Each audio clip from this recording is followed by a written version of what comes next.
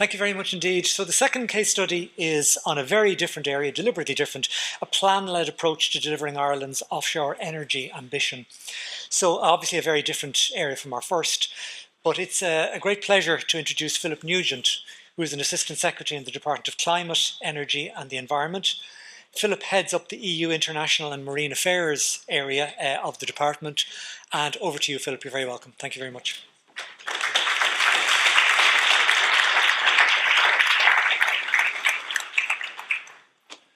Thanks very much. I should have practiced what I preach and had a plan-led approach to getting here, because I actually was in the hotel thinking, okay, where's the conference? Why can't I find it? Until about 11:45, but plenty of time. So just theory versus implementation. Exactly, yeah. So organised in my work life, I hope. So I'm going to talk to you today about the delivery of renewable energy through a plan-led approach. Just to say at the outset, I'm not an advocate for renewable energy. I'm not here to talk from a renewable energy perspective. I work in marine planning, and I'm kind of agnostic as to what the government objective is to be delivered through marine planning. But I think the ORE case study is a useful one. So what I'll do, there are three things that I want you to keep in mind in terms of objectives. One is the overall objective was to facilitate the delivery of ORE. We have one wind farm that's been in existence for offshore wind farm that's been there for over 20 years. Nothing since then. And then the two kind of subcomponents of that are, I want you to think about de-risking the investment environment, and then the bit that people hear me talking about a lot, which is strengthening the decision-making framework for regulators. And this is linked obviously to accelerating infrastructure. So to start with, our role in renewable energy is to agree targets, so based on evidence and our ability to deliver. So that's kind of the carrying capacity of our waters, what the features are that make us suitable for wind energy. And we do have probably the best wind energy resource in the world, but we are behind competitor countries like Scotland, who have a similarly strong resource but are much further ahead than us. So it's our responsibility to put in place policies and measures that will enable those targets to be reached. And then to input into the National Energy and Climate Plan, the Climate Action Plan, National Marine Planning Framework, which is critical for delivering anything in the marine space, national planning frameworks, and then we have various policy statements, legislation, etc. And the bit that I'll talk about today in a bit more detail is the forward planning for ORE. We also have ORES. This is the auction support, so cycles of auctions held both for on-land and offshore renewable energy, and then we have a cross-government offshore wind task force, which is chaired by the Taoiseach. It's a clearinghouse structure now, and then various international organisations that we contribute to and that we learn from in terms of where other countries are in their renewable energy transition. Then the policy context is 80% renewables by 2030, 5 gigawatts onshore by 2030, plus 2 gigawatts floating wind, 20 gigawatts by 2040, and at least 37 gigawatts by 2050. So this is massive, as I say, moving from one wind farm at the moment to 37 gigawatts by 2050. The second bit, which I won't talk about, is what are we going to do with all of this energy? Because 20 gigawatts is way beyond what we need. 37 gigawatts is much further, again, beyond what we actually need. So Ireland to become a net exporter through interconnection is, I guess, the long-term objective. And then for us domestically, the objective is carbon neutrality by 2050, part of what we're signed up to at EU level. So it became apparent very quickly that we have very high levels of ambition, but we have a system that, as I mentioned a couple of times now, has not delivered additional offshore renewable energy since the early 2000s. That's the ARCLO project. So how do we get to 5 gigawatts through a plan-led regime? How do we ensure that all ORE is developed within areas that have been agreed, and how can the government determine what the appropriate development sites are through a really comprehensive approach to public participation and environmental assessment that takes that much broader carrying capacity ecosystem-based approach. So to go back a little bit, the National Marine Planning Framework was published in 2021. This is, if you like, the offshore equivalent to the National Planning Framework. Put on a statutory basis under the Maritime Area Planning Act in 2021. And the Maritime Area Planning Act in 2021 also introduced a system for the development of designated maritime area plans, DMAPs. And you're probably all familiar with county development plans and the fact that county development plans have zones for agricultural purposes, industrial, residential, etc. So think of a DMAP as somewhere between a local authority designation for one of those purposes and an SDZ, a much less frequently used tool for local authorities to use, where provided a development fits within the published and well-established parameters of a strategic development zone, it's an automatic yes. It's not quite as strong in a DMAP, but it is stronger than a zoning in a local authority development plan. So these are either national or subnational plans. They can be on a geographical basis, or they can be for sectoral purpose. So an ORE DMAP or a national DMAP for everything. That's kind of not really practical to try to do a single national designated maritime area plan for all activities, because you're talking fisheries, aquaculture, ORE, recreational uses, conservation purposes. So subnational plans that take a regional-based approach and look at that ecosystem-based approach within that area. And then a piece that we've been really committed to, because I worked in marine planning about 10 years ago at a different level, and the principle that we applied from the very start of developing the National Marine Planning Framework was absolute openness, as much transparency as possible, visiting as many coastal communities as we could to talk about what marine planning was, how it could impact them, the importance of early involvement. And I think we've reaped the benefit of that some years on. So we now actually have one designated maritime area plan through this process. It's the South Coast DMAP, which was published as a proposal in July 2023. This is an area off the Wexford coast, and the intention was to identify suitable development areas for up to 900 megawatts of offshore wind, with a further stage 2 development subsequently. The proposal was refined then on foot of public engagement, and again, really heavy emphasis on the regional, the local-based approach, using local authorities and their ability to connect with local communities, to have those conversations at the earliest stage, to demystify what the process was, and to explain what it would mean for their communities in terms of the economic benefit, but also the potential knock-on consequences that weren't always positive for sectors like fisheries, etc. So the final plan was then, it identified, I think, 4 areas in total, one of which is further ahead than the others. That's the Tonua site, which you may have heard of. So it is a defined geographical area with a number of further geographical areas within that are designated as the sites that are suitable for renewable energy development. And if you like, the rest of the kind of the non-ORE parts of the plan could be considered to be marine protected areas. So that's obviously a benefit as well. So about 80% of the area is effectively a marine protected area before we have a statutory process for the making of marine protected areas. So obviously, multiple considerations to be taken into account here: the coexistence of offshore wind with other activities, measures to avoid and mitigate impacts on protected sites, migratory species, etc., and then measures to avoid impacts on other marine users, so fishers, recreational users. It's a heavily used area in terms of passenger travel through Rosslare. Statutory consultation then on the draft DMAP with a strategic environmental assessment and appropriate assessment.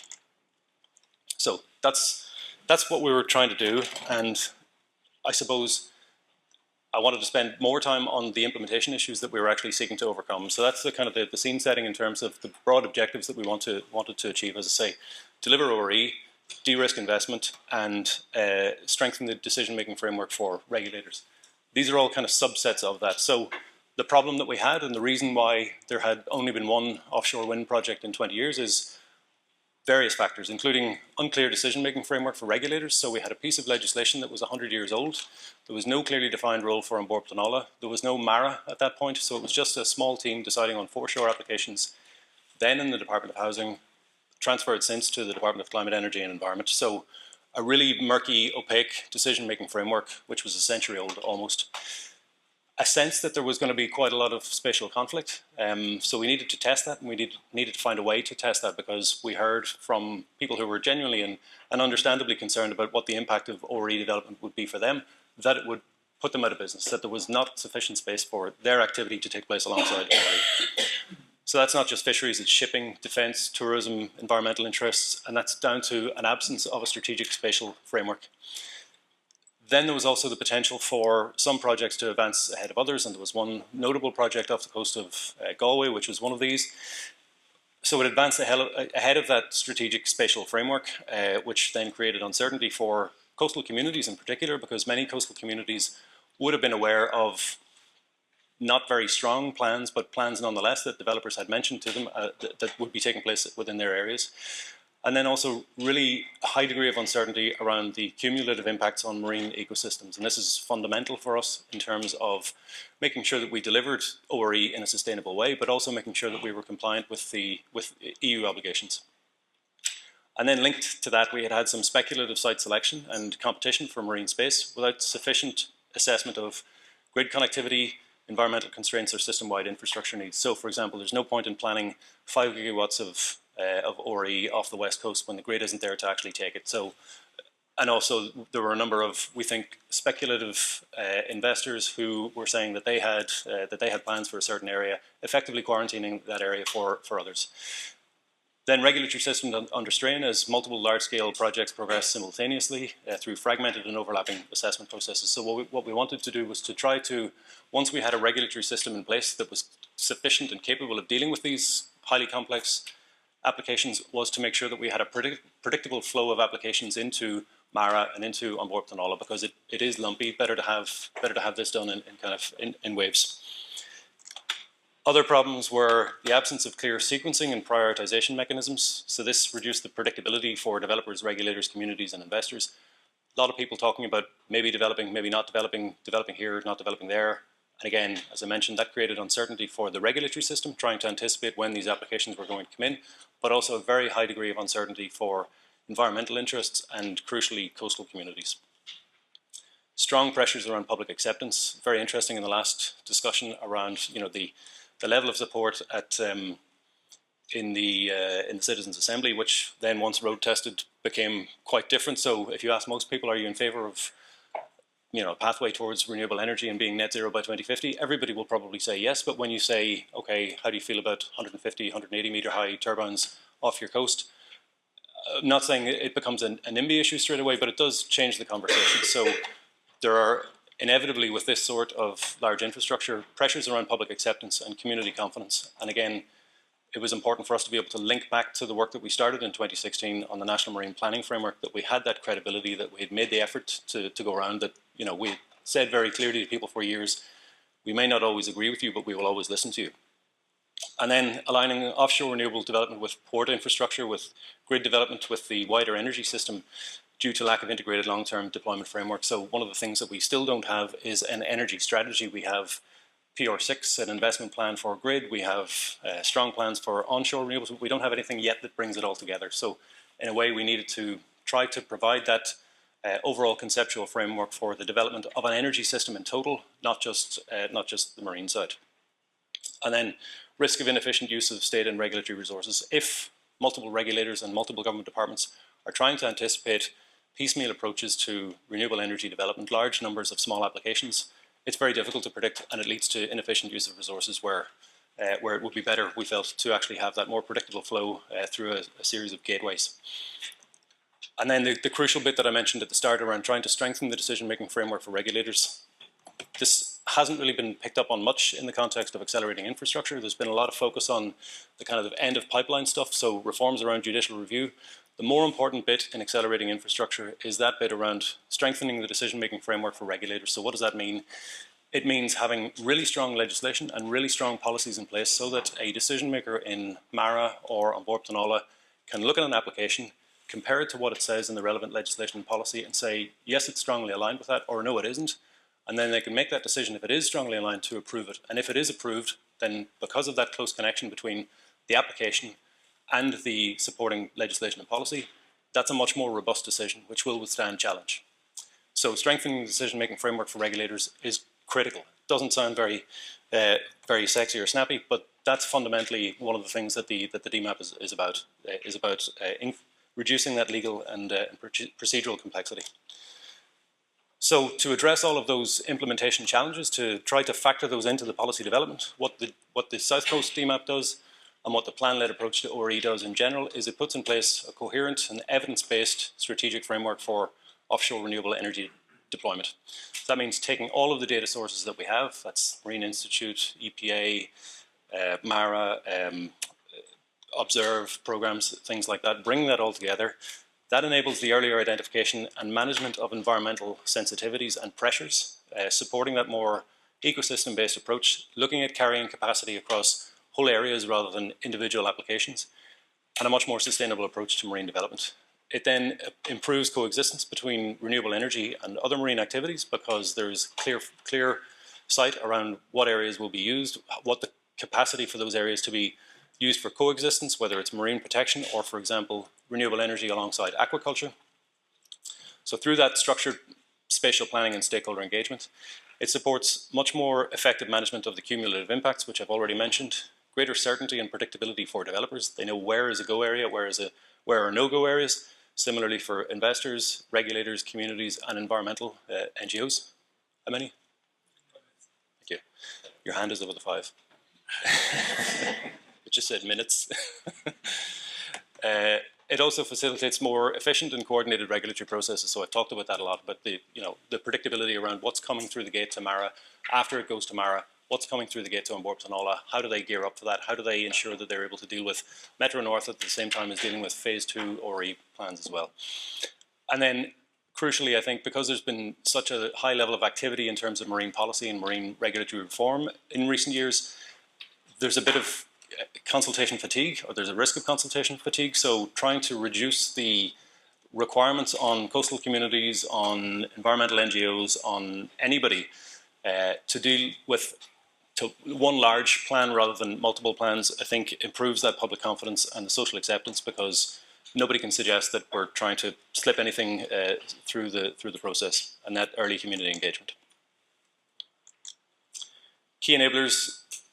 I'll start at the bottom. That empathy and credibility. It takes a lot of work. So this is the fact that the South Coast EMAP has not been challenged, even though it is a very significant intervention by the state in facilitating ORE, I think is instructive. It's one that we take a lot of pride in that fact. Now, it doesn't mean that individual projects themselves won't be challenged. That's fine. It's people's right to challenge, but it's back to empathy and credibility. So we spent a huge amount of time at the start talking about the process, demystifying what marine planning is, talking about the resolution of those spatial conflicts, assuring people that they might not get what they want, but that they would absolutely be listened to, and that the way to try to ensure that they got what they wanted was to be involved in the process. And we've had stakeholder groups that have been running for 10 years at this stage, with the same people, thankfully, from the state side as from the ORE side. So that trust builds up over time, and it's really, really important. It's the kind of the currency that we trade in.